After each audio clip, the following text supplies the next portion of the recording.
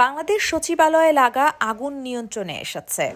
7 ঘন্টার বেশি সময় পর সার্ভিসের 9টি ইউনিটের চেষ্টায় বৃহস্পতিবার সকাল 8টা 5 মিনিটে সচিবালয়ে আগুন নিয়ন্ত্রণে আসে। এর আগে বুধবার দিবাগত রাত 1টা 52 মিনিটে সচিবালয়ে 7 নম্বর ভবনে আগুন লাগার সংবাদ পায় ফায়ার সার্ভিস। 2 মিনিটের মাথায় ফায়ার সার্ভিসের প্রথম ইউনিট আগুন নিয়ন্ত্রণের কাজ শুরু করে।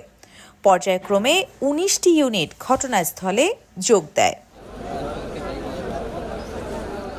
সচিবালয়ের 7 নম্বর ভবনে স্থানীয় সরকার, পল্লী উন্নয়ন ও সমবায় মন্ত্রণালয়, সড়ক পরিবহন ও সেতু মন্ত্রণালয়, ডাক, টেলিযোগাযোগ ও তথ্য প্রযুক্তি মন্ত্রণালয়ের দপ্তর। আরও আছে পানি সম্পদ মন্ত্রণালয়, যুব ও ক্রীড়া মন্ত্রণালয়, শ্রম ও কর্মস্থান মন্ত্রণালয় সহ সরকারের 7টি মন্ত্রণালয়ের গুরুত্বপূর্ণ দপ্তর রয়েছে।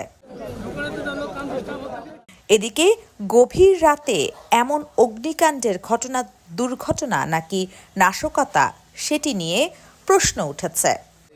7 নম্বর ভবনে আগুন লাগছে। কত সরকার বিভিন্নভাবে এই সরকারকে দমন করার জন্য বিভিন্নভাবে তারা পায়তারা করতেছে। আমাদের কাছে একটাই প্রশ্ন, দেখা যাচ্ছে আগুনটা লাগলো কিভাবে?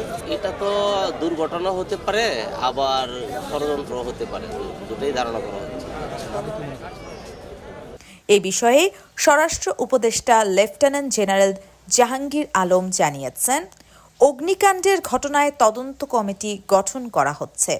নাশকতা কিনা তদন্তের পর তা জানা যাবে।